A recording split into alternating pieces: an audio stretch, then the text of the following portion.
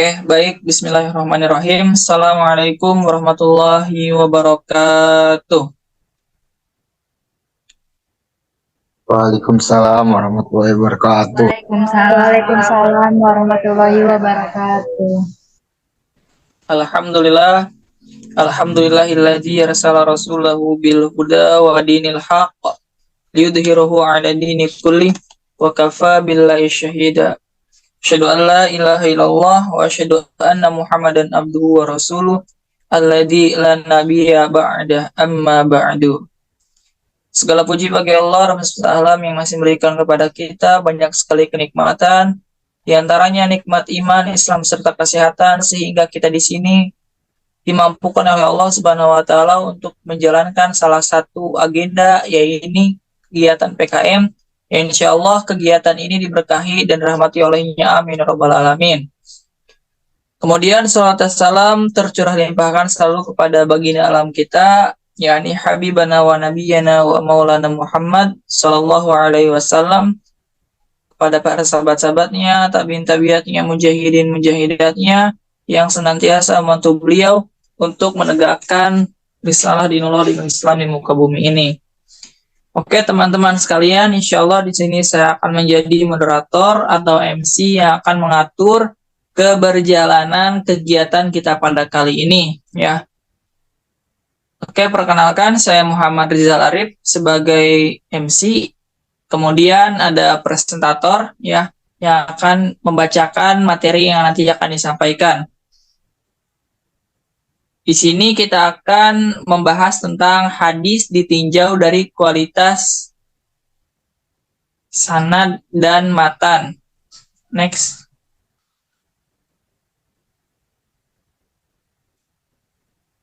Oke. Baik, ya di sini akan disampaikan pembagian hadis ahad ditinjau dari diterima atau ditolaknya akan disampaikan oleh Saudara Muhammad Rihan Sanabil. Untuk waktu dan tempat saya persilahkan. Baik, assalamualaikum warahmatullahi wabarakatuh. Di sini saya akan menjelaskan materi tentang pembagian hadis ahad ditinjau dari diterimanya atau ditolaknya.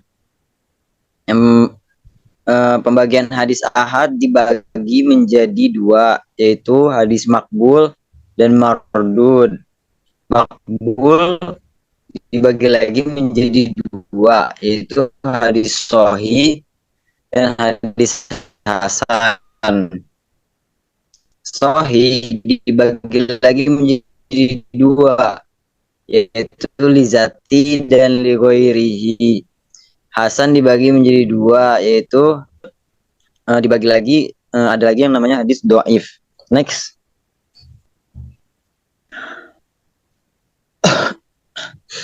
Hadis sahih. Definisi hadis sahih. Huwa mattasala sanaduhu binaqlil adli dhabiti dhabtan kamilan wa khala minasyuzuzi wal illati.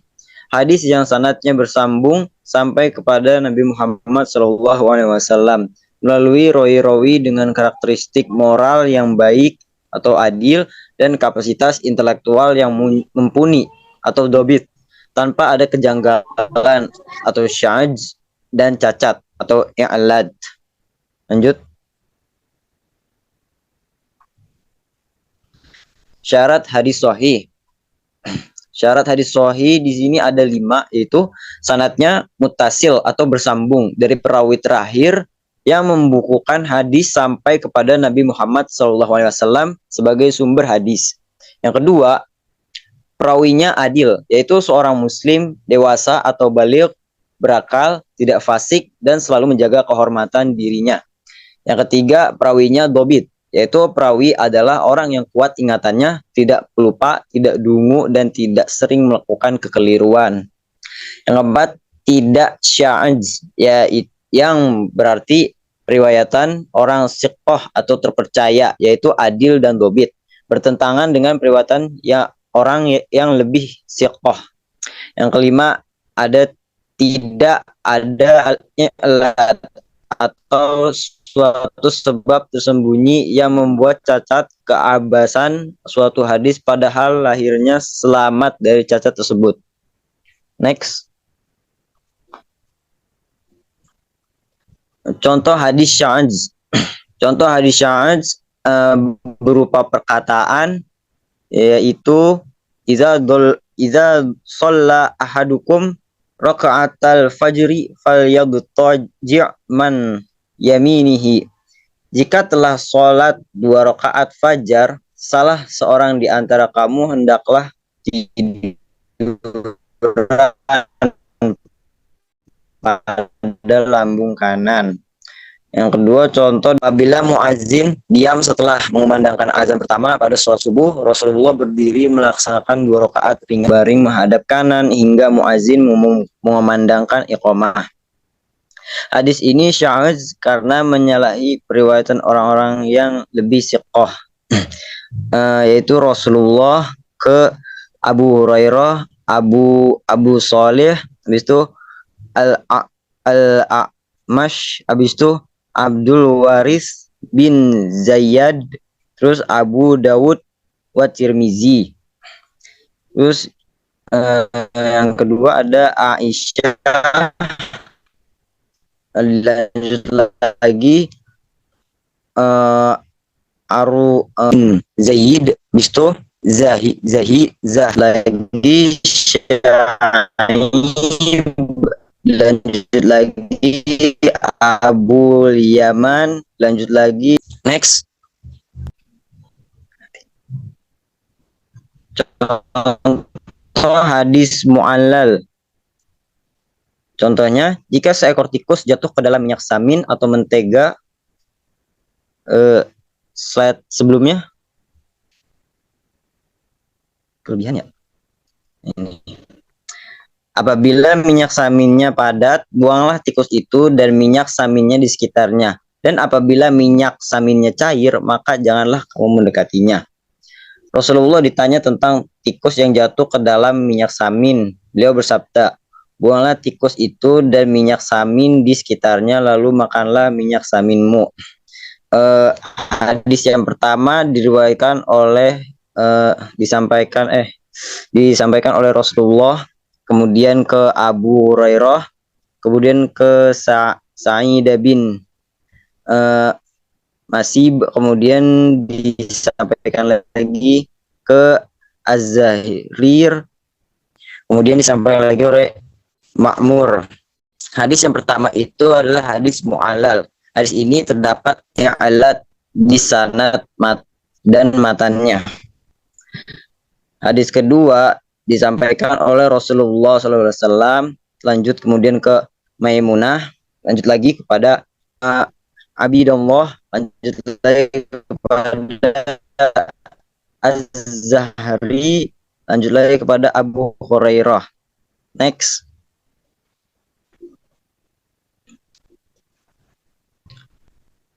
Pembagian hadis sahih.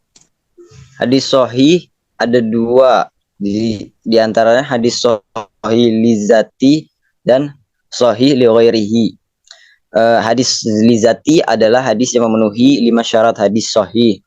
Sementara hadis sahih li ghairihi adalah hadis yang mana sifat dobit pewarinya kurang sempurna. Namun ada periwayatan dari jalur lain yang sama atau lebih kuat sehingga derajatnya naik dari hadis lizati menjadi sahih li ghairihi. Next.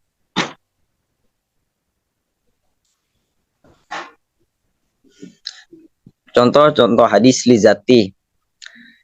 Yang contohnya innamal a'malu binniyat wa innamal likulli imri'in ma nawa. Hadis ini disampaikan langsung oleh Rasulullah, kemudian kepada Umar bin Khattab. Umar bin Khattab menyampaikan kepada sahabi jalil, kemudian Alqamah bin Waqqas bisa menyampaikan kepada tabi'i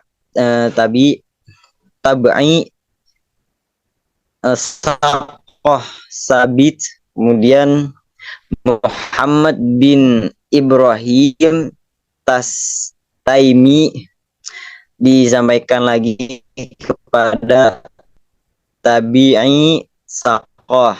Kemudian Yahya bin tabi'i saqah sabit. Kemudian dari Sofyan disampaikan lagi kepada saqah sama hafiz. Kemudian dari Al-Hamidi Abdullah bin Zarir disampaikan kepada saqah dan hafiz. Disampaikan lagi kepada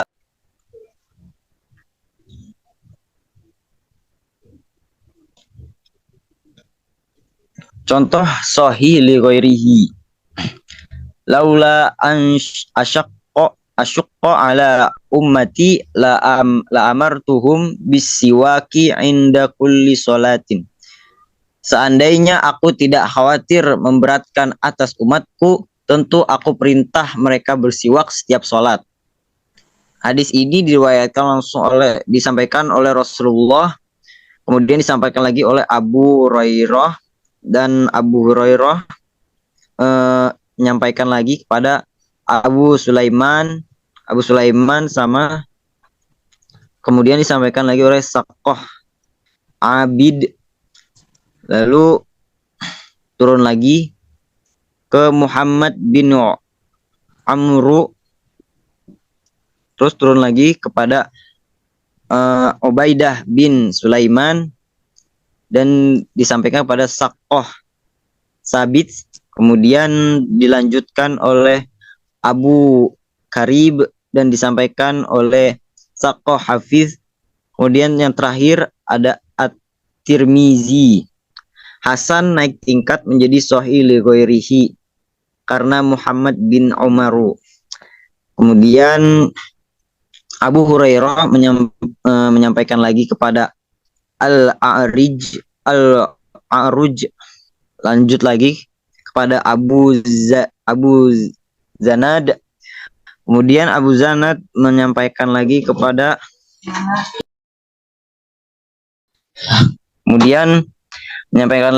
Malik, terus menyampaikan lagi kepada Malik menyampaikan kepada Abu Al-Bukhari, kemudian Abu Zanad menyampaikan kepada Safayan bin Ainah,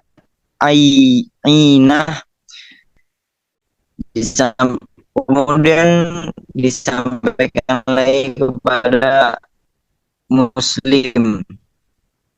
Hadis ini merupakan hadis sahih li zati. Next.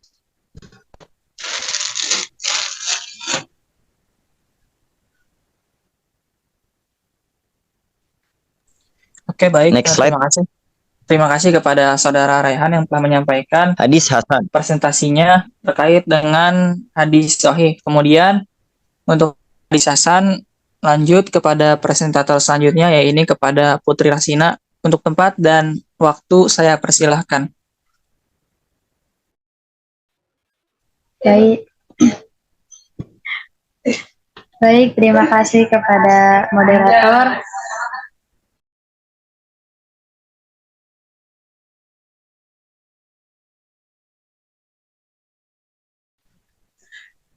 Di sini ada hadis hasan, definisinya yaitu wa mattasola sanaduhu binaqlil adli ad-dobiti dobeton akhofu min dobeti sohihi wa salima miasyududin wa ilatin qodihatin.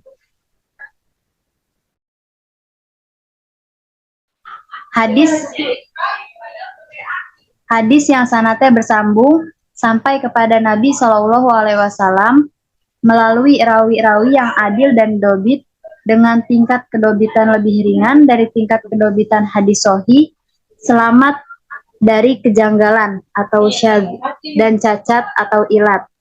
Perbedaan antara hadis sahih dan hasan adalah tingkat kedobitan perawi.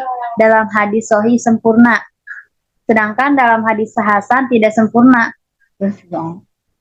Pembagian hadis Hasan itu ada dua. Hasan yang pertama ada Hasan li dzati, yang kedua Hasan li ghairi. Yang Hasan li dzati hadis yang memenuhi 5 syarat berikut. Yang pertama, sanadnya bersambung. Yang kedua, perawinya adil. Yang ketiga, perawinya dobit ringan. Yang keempat, tidak syadz. Yang kelima, tidak berilat. Yang Hasan li ghairi adalah hadis doif jika diriwayatkan melalui jalan atau sanad lain yang sama atau lebih kuat. Next. Contoh Hasan li dzati. Cilbat lagi nih. Ma akhrajahu Tirmidzi qala tanah tanah bi tanah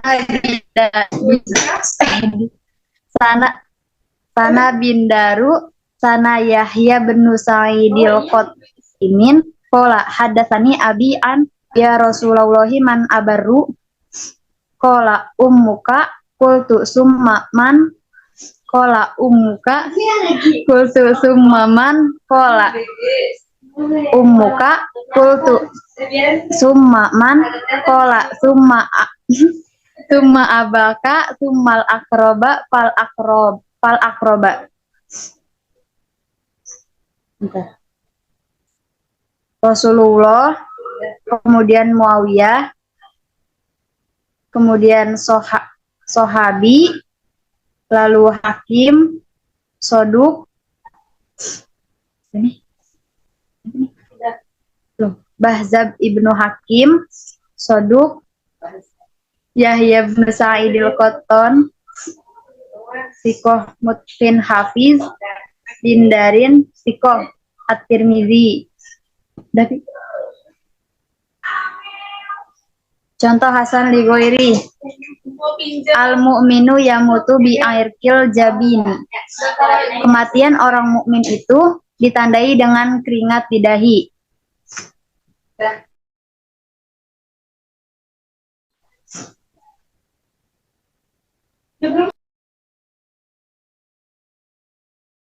Bentar. Baca apa ya?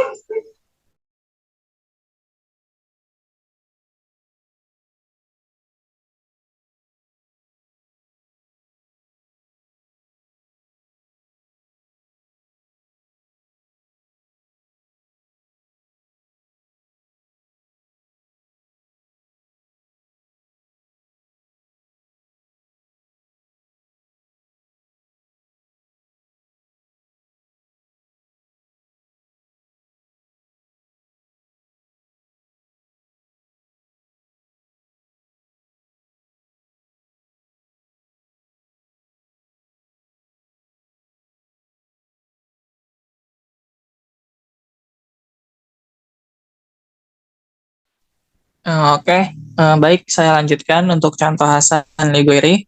Yang al-mu'minu bimuti bi'arfil jabin. Kematian orang mukmin itu ditandai dengan keringat di dahi. Ya, hadis ini berawal atau terucap dari Rasulullah SAW. Kemudian disampaikan kepada para sahabat Bazidah, kemudian sampai lanjut ke Abdullah ibni Bazidah. Kemudian ini hadis ini tersampaikan kepada dua orang, yaitu ada Qasim ibni Hasan dan juga Qatadah. Dari Qatadah itu ada Al-Masna ibni Sa'id, kemudian tersampaikan lagi kepada Yahya ibni Sa'id, kemudian sampai Tirmizi.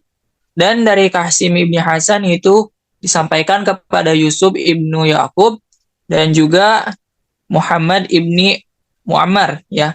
Kemudian sampai kepada Nasa'i. Ya, hadis ini tergolong kepada hadis Hasan li ghairi yang naik tingkat menjadi hadis sahih karena bersambung sanadnya dari Nasa'i kepada Rasulullah SAW. Ya, kemudian next.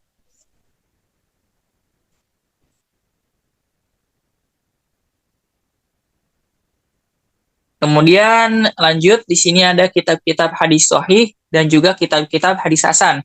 Untuk kitab-kitab hadis sahih, pertama ya, ada Sahih Al-Bukhari, kemudian yang kedua ada Sahih Muslim, yang ketiga ada Sahih Ibnu Khuzaimah, yang keempat ada Sahih Ibnu Hibban, kelima ada kitab Mustadrak Hakim, keenam ada kitab Sahih Ibnu Sakan, dan yang ketujuh ada kitab Sahih Al-Bani ya. Kemudian selain daripada kitab-kitab hadis sahih, ada juga kitab-kitab hadis hasan. Yang pertama adalah kitab hadis Sunan Abu Daud. Yang kemudian ada yang kedua Sunan At-Tirmizi. Yang ketiga ada kitab Sunan An-Nasai. Yang keempat ada kitab Sunan Ibnu Mazah, dan yang kelima ada kitab Sunan Darul Qutni ya. Darul Qutni. Berikut adalah kitab-kitab hadis sahih dan juga hadis hasan. Oke, baik. Next.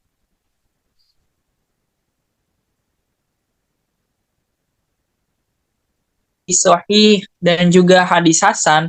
Di sini juga kita akan membahas terkait dengan hadis dhaif ya. Definisi hadis dhaif yaitu ad-dhaifu huwa ma lam yajma' sifatul qabul al-masrutati fi sahih wal hasan. Hadis dhaif yaitulah hadis yang tidak menghimpun sifat-sifat hadis makbul yang menjadi syarat dalam hadis sahih dan juga hadis hasan. Ya. Jadi hadis dhaif ini adalah hadis yang tidak menghimpun sifat-sifat hadis makbul yang menjadi syarat dalam hadis sahih dan juga hadis hasan ya. Jadi tidak ada persyaratan-persyaratan yang memenuhi darinya hadis hasan dan juga hadis dhaif gitu. Hadis hasan dan juga hadis sahih. Next. Kemudian macam-macam hadis dhaif. Pertama ada sebab pengguguran sanad ya. Yang kedua ada sebab cacatnya perawi. Sebab pengguguran sanad itu karena mursal, munqati, terputus ya, mu'adal, mu'alak dan juga mudalas. Sedangkan yang sebab cacat perawinya itu ada dua sebab. Pertama ada cacat keadilan dan juga ada cacat kedobitan. Ya, untuk cacat keadilan itu maudhu, kemudian matruk dan juga majhul. Adapun cacat kedobitannya itu yang pertama mungkar, yang kedua ada mu'alal, yang ketiga ada mudarraj, yang keempat ada maklub, 5 ada mutadharib, yang keenam ada muharraf, yang ketujuh ada musahhaf, yang kedelapan ada sajz ya. Demikian adalah macam-macam hadis dhaif yang disebabkan karena gugurnya sanad dan juga karena adanya kecacadan ya dalam perawi. Oke, next. Nah, adapun contoh hadis dhaif mudraj ya. Di sini dicontohkan yaitu asbighul wudu'a wailun lil aqabi minan nar ya. Yang artinya sempurnakanlah wudu. Celakalah bagi orang-orang yang tumitnya tidak terkena air wudu daripada ancaman neraka ya. Berikut adalah hadis dhaif yang mudraj ya. Kemudian Abu Hurairah berkata, sempurnakanlah wudu karena Abu Qasim sallallahu alaihi wasallam bersabda ya, wailul lil aqabi minan nar, celakalah bagi orang-orang yang tumitnya tidak terkena air wudu daripada ancaman api neraka ya. Hadis ini mudraj karena terdapat sisipan perkataan Abu Hurairah pada matannya yaitu kalimat sempurnakanlah wudu ya. Hadis ini disampaikan oleh Rasulullah kemudian ya kepada Abu Hurairah, kemudian Muhammad ibni Ziyad, kemudian Syu'bah, kemudian ada Sababah, Abi Qatan dan juga Khutaibil Bighodayah ya. Kemudian yang hadis sisipan Abu Qasim itu Rasulullah, Abu Hurairah, Muhammad ibn Ziyad, Syu'bah, Adam dan sampai kepada Bukhari ya. Demikian contoh hadis doib munroj. Next. Kemudian contoh hadis doib matruk ya. Sini ada contohnya yaitu alaikum bistina'atil ma'rufi fa innahu yanma'u masari'as su'i wa alaikum bisadaqatis sirri fa innaha tu'fiyu ghadaballahi azza wa jalla. Wajib atas kamu berbuat yang ma'ruf. Sesungguhnya ia mencegah kejahatan.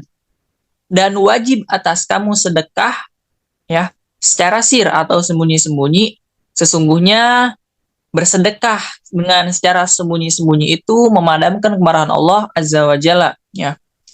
Hadis ini tergolong ke dalam hadis dhaif matruk ya. Karena para ulama yang perawi ini dijuluki matruk dan laisa biroji ya, laisa bisyai'in, tidak ada apa-apanya. Hadis ini disampaikan oleh Rasulullah SAW.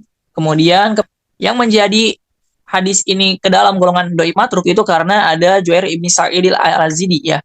Karena hal tersebut, hadis ini tergolong ke dalam hadis dhaif matruk.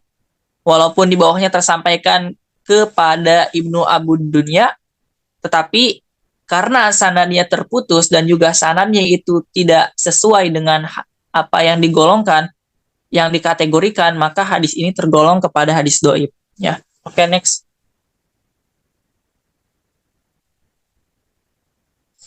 Kemudian hukum mengamalkan hadis dhaif ya.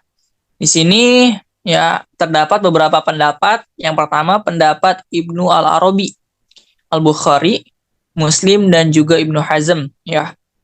Hukum daripada mengamalkan hadis dhaif yaitu tidak dapat diamalkan secara mutlak ya. Jadi menurut Ibnu Al-Farabi, Al-Bukhari dan juga Muslim serta Ibnu Hazm itu hadis dhaif itu tidak boleh diamalkan secara mutlak. Jadi secara mutlak tidak boleh diamalkan ya. Kemudian yang kedua ada pendapat Abu Daud dan Imam Ahmad ya. Terkait pendapat hadis dhaif ini dapat diamalkan secara mutlak. Ya, jadi dari pendapat Ibnu Al-Arabi, Al-Bukhari, Muslim serta Ibnu Hazm sangat bertolak belakang dengan pendapatnya Abu Daud dan juga Imam Ahmad. Karena menurut mereka hadis dapat diamalkan secara mutlak, sedangkan pendapat Abu Daud dan juga Imam Ahmad ini hadisnya dapat diamalkan secara mutlak ya. Namun di sini juga selain daripada pendapat para ulama tersebut, ada juga pendapat daripada Imam An-Nawawi ya, Imam An-Nawawi dan juga Ibnu Hajar Al-Asqalani ya. Mereka memberikan pendapat yaitu hadis dhaif dapat diamalkan dengan syarat ya.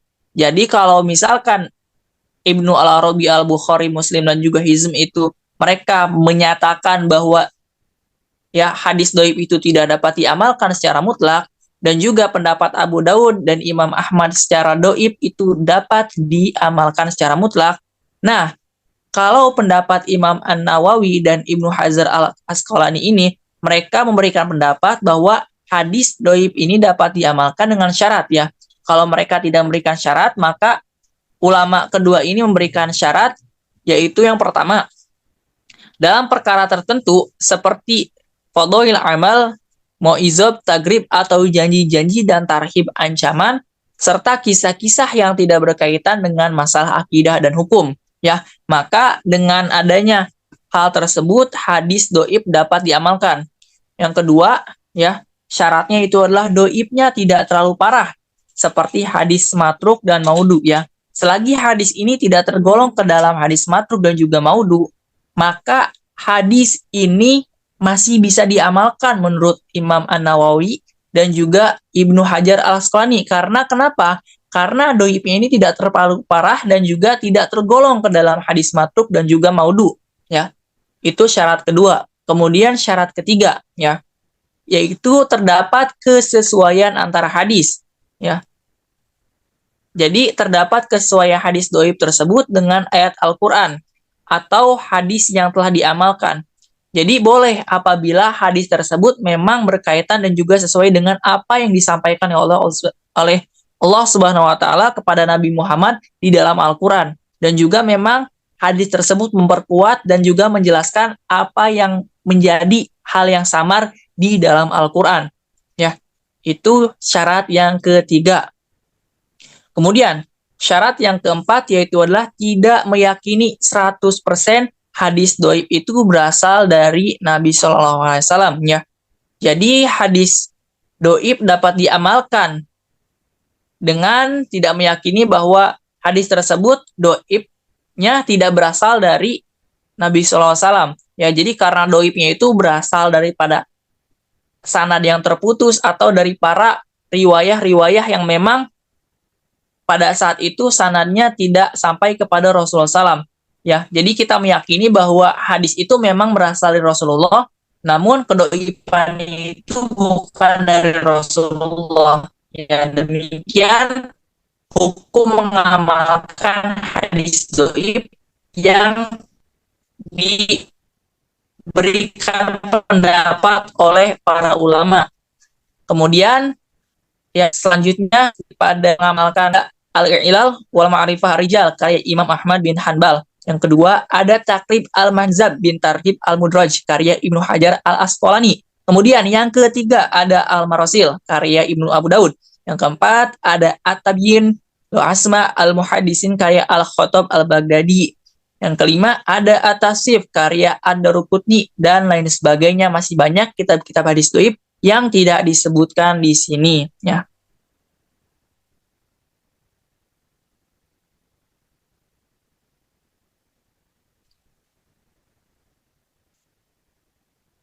Oke, baik teman-teman sekalian, demikian presentasi yang dapat kami laksanakan. Ya, terima kasih atas perhatiannya. Kemudian, ya barangkali ada yang masih ingin ditanyakan atau masih belum dipahami, bisa dipertanyakan ya setelah ini. Ya, kepada teman-teman sekalian yang ingin bertanya, saya persilahkan. Jikalau masih ada yang belum mengerti, silahkan ditanyakan ya.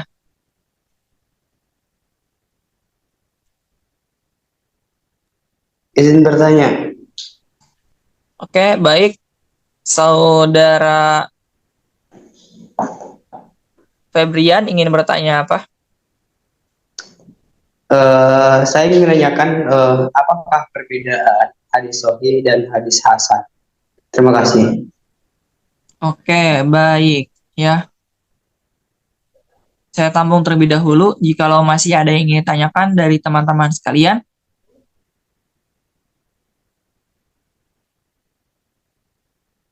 Apakah masih ada yang bertanya? Oke, saya berikan waktu 15 detik dari sekarang. Jikalau Saya. Oke, baik. Kepada Saudari Amalia Mabrurullah, silakan bertanya. Apakah semua hadis dhaif tidak bisa diamalkan?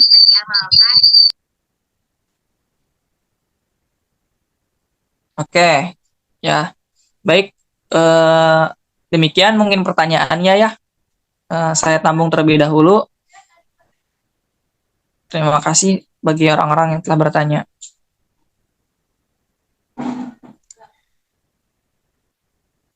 Oke, baik teman-teman sekalian, di sini saya akan langsung menjawab terkait pertanyaan yang pertama yang disampaikan oleh Saudara Febrian, yaitu apa perbedaan hadis sahih dan juga hadis hasan. Ya, sini saya akan menjawab perbedaan hadis sahih dan juga hasan terletak pada kedobitannya. Ya, jika hadis sahih tingkat dobitnya harus tinggi, maka hadis hasan tingkat kedobitannya berada di bawahnya. Ya, jadi yang membedakan hadis sahih dan juga hasan itu terletak pada kedobitannya. Ya, kalau misalkan kita lihat daripada syarat-syarat dan juga klasifikasi daripada hadis hasan dan juga sahih, itu kita melihat tidak jauh berbeda. Nah, mengapa di sini bisa dibedakan menjadi hadis sahih dan juga hadis hasan? Karena tingkat kedobitannya itu berbeda. Jikalau hadis ya hadis sahih ini tingkat kedobitannya harus tinggi ya, maka hadis hasan berada di tingkat kedobitannya berada di bawahnya.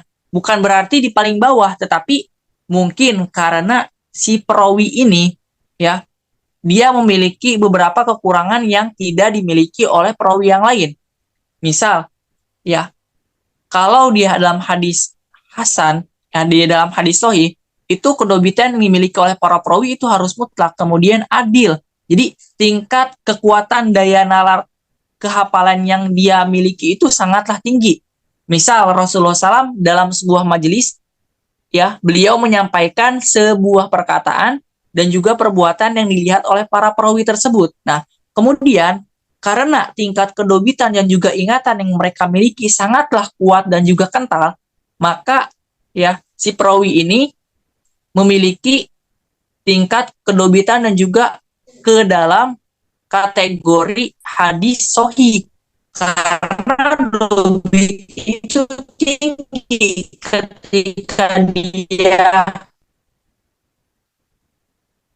mendengar dan juga menangkap apa yang disampaikan oleh Rasulullah SAW, dia langsung ingat dan juga dia langsung hafal serta menyimpan ya, dan juga kan jadi tingkat kedobitan itu tinggi ya. Hadis yang diriwayatkan oleh Muhammad bin Amr bin Alqamah ya, dari Salamah dari Abu Hurairah ya. Jadi hadis hasan ini diriwayatkan oleh Amr bin Alqamah ya, dari Salamah dari Abu Hurairah, karena tingkat kedobitan Amr bin Alqamah ini memiliki dobit yang berada di bawah tingkat sahih gitu, karena tingkat sahih ini memiliki kedobitan yang tinggi dan juga harus sesuai dan tidak ada kecacatan sedikit pun ya.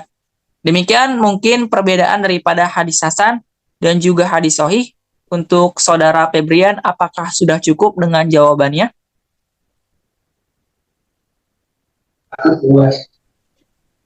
Jadi terus kalau misalnya tingkat kedobitan antara orang yang meriwayatkan hadis sahih dan hadis hasan tersebut, jika diteliti dengan bagus ya, Ya, ditemukan cuma sedikit perbedaan antara kedobitan mereka berdua. Nah, apakah hadis itu masih bisa dikatakan hadis hasan? oke, baik ya, karena kan di dalam hadis sahih dan juga hadis hasan itu terdapat perbedaan yang sangat sedikit dan juga tipis. Rentang atau jarak daripada hadis hasan kepada hadis sahih ini sangatlah tipis. Maka ada kenaikan tingkat daripada hadis hasan ke hadis sahih gitu, seperti yang tadi telah disebutkan dalam materi, bahwa hadis hasan li ghairi ini dia dapat naik kepada tingkat sahih apabila perawi atau dari sanadnya itu tersambung kepada Rasulullah dari jalur yang berbeda. Misal Rasulullah SAW ya, di sini menyampaikan hadis kepada ya, di sini misalkan Rasulullah menyampaikan hadis kepada Baridah ya, kemudian disampaikan kepada Abdullah ibni Baridah. Nah, di sini karena ada dua jalur ya, disampaikan kepada Qatadah dan juga kepada Kahshim ibni Hasan. Nah, yang menjadi hadis ini tergolong kepada hadis hasan itu karena hadisnya berada di jalur Qatadah. Nah, apabila hadis ini diambil daripada jalur Kahshim ibni Hasan, maka hadis ini menjadi tergolong kepada hadis sahih. Karena hadis ini ya tingkatannya menjadi hasan li ghairi gitu. Jadi dia hasan karena ada yang lain. Karena ada li ghairi, ada perawi dan juga sanad yang tersambung kepada Rasulullah dari jalur yang lain, dan juga si perawi ini tidak memiliki kecacatan sama sekali, seperti itu. Jadi hadisnya tetap bisa menjadi sahih karena ada yang lain. Karena juga kan kalau menjadi perbedaannya sangat sedikit dari kedobitan saja. Dilihat daripada definisi yang telah kita sampaikan pula, bahwa hadis sahih dan juga hadis hasan ini tidak memiliki perbedaan yang cukup jauh ya. Kalau misalkan kita melihat definisi daripada hadis sahih, huwa matasolu sanaduhu binaklil adli udobiti doblan kamilan wahalan minasyurudi wal ilat. Jadi sanadi itu bersambung kepada Nabi SAW melalui rawi-rawi dengan karakteristik moral yang baik ya, dan kapasitas intelektual yang mumpuni, dobit, tanpa ada kejanggalan dan juga tanpa adanya cacat. Jadi tidak jauh berbeda antara sahih dan juga hasan. Ini hanya terdapat perbedaan sedikit daripada orang-orang yang menyampaikannya saja. Apabila dia memiliki ya ketidaksesuaian dengan apa yang dikategorikan, maka nanti akan jatuhnya kepada hasan. Karena untuk masuk pada klasifikasi dan juga kategori hadis sahih ini memiliki ya penggolongan yang sangat ketat seperti itu. Bagaimana untuk saudara Febrian? Iya, baik, terima kasih. Oke, baik. Itu untuk pertanyaan yang pertama ya dari saudara Febrian. Kemudian di sini saya akan langsung juga menjawab sekaligus pertanyaan yang kedua, yaitu apakah semua hadis dhaif tidak bisa diamalkan? Ya, di sini saya akan menjawab bahwa ulama sepakat bahwa mengamalkan hadis dhaif dibolehkan ya. Di sini kita mengambil garis bawah berilmu, orang-orang yang mungkin memiliki mereka dijuluki sebagai ulama. Karena kalau kita merujuk kepada kata ulama itu sendiri, ulama itu berasal dari jamak taksir yang artinya orang-orang yang berilmu. Berasal dari kata alima ya'limu yang artinya orang berilmu. Maka di sini para ulama sepakat bahwa mengamalkan hadis dhaif itu dibolehkan ya. Oke, di sini kita garis bawahi dibolehkan. Tetapi nih, dibolehkan selama tidak berkaitan dengan hukum halal dan haram. Jadi kalau misalkan hadis dhaif tersebut tidak berkaitan dan juga tidak menyinggung hukum halal dan haram serta akidah dan hanya sebatas fadhil amal, ya sekedar keutamaan-keutamaan untuk beramal kita dalam kehidupan sehari-hari, maka hadis dhaif tersebut boleh diamalkan ya, karena tidak menyinggung syariat Islam ya. Kita tahu bahwa hadis yang memang kalau kita ingin mengambil rujukan halal dan haram serta akidah tauhid dan juga syariat-syariat lain, maka sebaiknya kita tidak mengambil hadis dhaif. Kita mengambil hadis yang lebih baik, yaitu apa? Hadis hasan dan juga hadis sahih. Karena tingkat ke kualitas hadis tersebut itu berada jauh berbeda daripada hadis dhaif. Sehingga jikalau kita ingin mengamalkan hadis dhaif maka diperbolehkan. Ya, dengan catatan hadis tersebut hanya sebatas keutamaan saja dalam kehidupan sehari-hari kita dalam pengamalan, ya. Dengan demikian, menyampaikan hadis dhaif ya seperti mengutip hadis dhaif dalam buku atau menyampaikannya dalam pengajian dan majelis taklim diperbolehkan ya. Jadi tidak ada larangan untuk mengamalkan hadis dhaif selagi itu untuk memotivasi kita, untuk memberikan pengarahan daripada jalan kita dan untuk memberikan pelajaran daripada orang-orang lain, itu tidak apa-apa. Kecuali ya tadi yang tidak diperbolehkan apabila hadis tersebut menyinggung halal dan haram. Karena kita tidak bisa mengambil sebuah landasan dan juga sebuah argumentasi terkait halal haram, sedangkan argumen dan juga sumber yang kita ambil itu daripada hadis dhaif, itu tidak bisa ya. Jadi untuk pertanyaan apakah semua hadis dhaif tidak bisa diamalkan, maka jawabannya hadis dhaif boleh diamalkan dengan catatan tidak berkaitan dengan hukum halal haram serta akidah dan hanya sebatas ya menyampaikan dan juga fadhil amal. Seperti itu ya untuk pertanyaannya. Oke teman-teman sekalian, demikian mungkin yang dapat kami sampaikan dari presentasi kita pada kali ini. Terima kasih kepada teman-teman sekalian yang telah menghadiri dan juga menyempatkan waktunya untuk hadir di dalam presentasi kita pada kali ini. Kami ucapkan terima kasih yang sebesar-besarnya dari lubuk hati kami. Ya. Demikian, wallahul muwaffiq ila aqwamit thoriq. Wassalamualaikum warahmatullahi wabarakatuh. Ya, terima kasih. Waalaikumsalam warahmatullahi wabarakatuh.